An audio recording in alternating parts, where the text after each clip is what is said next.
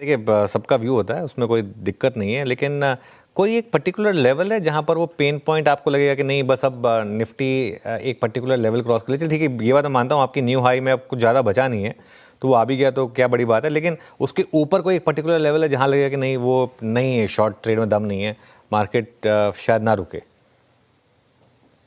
देखिए, लेवल के विषय में आइंस्टाइन ने एक बड़ी सटीक व्यंग्यात्मक टिप्पणी करी थी। There is no level up to which human stupidity cannot go. तो ये लेवल्स का अब्यूज हम कई बार बात कर चुके हैं लास्ट 1.5-2 महीने में। कि ये level based trading strongly trending market में काम करती है। पर अगर हम लार्जर टाइम फ्रेम को देखते हैं, साल भर के टाइम फ्रेम में देखते हैं, 26,000 से निफ्टी गई 21,000 तक, अब वापस 26,000 के करीब आ गई। तो हमने एक वैली शेप बनाया, यूटर्न बनाया। इस अंतराल में पिछले 26,000 से लेके अब जो हम 26,000 के करीब है, नेट चेंज कुछ नहीं है, तो कोई ट्रेंड नहीं है। आप 8-10 महीने के अंतराल को देखो तो 4 महीने का एक फॉल, 5-6 महीने का फॉल था, और 4 महीने का एक राइज है। 4 महीने का अप ट्रेंड है, 6 महीने का डाउन ट्रेंड है, तो 10 महीने में कोई ट्रेंड नहीं है। तो यहां पे लेवल बेस्ड ट्रेडिंग करना कि जस्ट न्यू हाई आ गया, बहुत सारी और टेक्निक्स को भी यूज करना पड़ता है। तो हम वापस रिपीट करेंगे आज भी जो आपसे पिछले 1 महीने में कर रहे हैं। इंडिविजुअल जिन स्टॉक्स में बहुत ज्यादा मार्जिन है ऊपर बढ़ने की, उनको हम लगातार ले लेके चल रहे हैं, और लिस्ट बना के तैयार बैठे हैं कि जब भी ओवरऑल मार्केट का रिवर्सल आ जाएगा, तो जिन स्टॉक्स में नीचे घटने की जगह बहुत ज्यादा, हम उनको शॉर्ट करेंगे, और इंडेक्स में हम बैठ के भी फिलहाल तमाशा देखेंगे।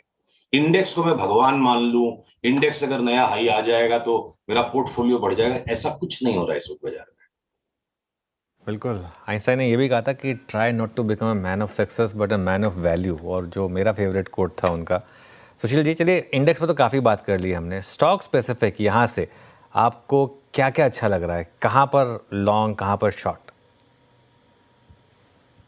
तो देखिए, जहां पहले हम बैंक निफ्टी को, उसका एक विवाद खत्म कर दें, जो छोटा सेक्टर है बैंक्स। तो बैंक्स में हम लगातार मेंटेन कर रहे हैं, और मैं जब तक आपसे बात कर रहा हूं, मैं एक चार्ट भी क्रिएट करता हूं, पीसीआर से अनुरोध है, स्क्रीन को शेयर कीजिएगा जब मैं कहूंगा। बैंक निफ्टी में देखिए, दो तरह के बैंक्स है, प्राइवेट सेक्टर बैंक्स और public sector banks. Public sector banks wild margin से प्राइवेट सेक्टर बैंक्स को आउट परफॉर्म करेंगे। तो अगर कोई ओवरऑल मार्केट का करेक्शन भी आ जाएगा, तो सारा रुपया तो तकिए के नीचे कोई फंड मैनेजर डाल नहीं सकता है, कोई बड़ा इन्वेस्टर डाल नहीं सकता है, छोटा इन्वेस्टर भी नहीं डाल पाएगा।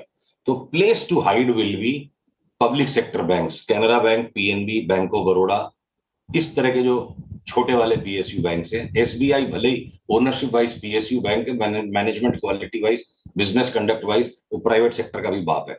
तो एसबीआई को प्राइवेट सेक्टर में इंक्लूड करते हुए प्राइवेट सेक्टर बैंक्स को हम बेचेंगे, पब्लिक सेक्टर बैंक्स को हम लेंगे। आईटी के स्टॉक्स में एक बार जो डीले था, इसका बॉटम लेट से बना, इसीलिए इसकी रैली लेट से आई। अब आईटी के स्टॉक्स में वो रैली एक बार अब करीब करीब पूरी होने को आई है।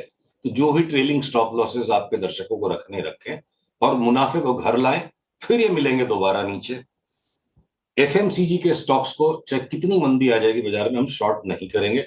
Eight most time to time take profit करेंगे, और टाइम टू टाइम इनके अंदर में एशियन पेंट्स, इतनी नेगेटिव स्टोरी चारों तरफ चल रही है, उस नेगेटिव स्टोरी के कारण ही ये भाव आया है, और यहां से 50% ऊपर की चाल शुरू हो चुकी है, ऐसा हमारी चार्ट के अनुसार हमने मान्यता रखी है।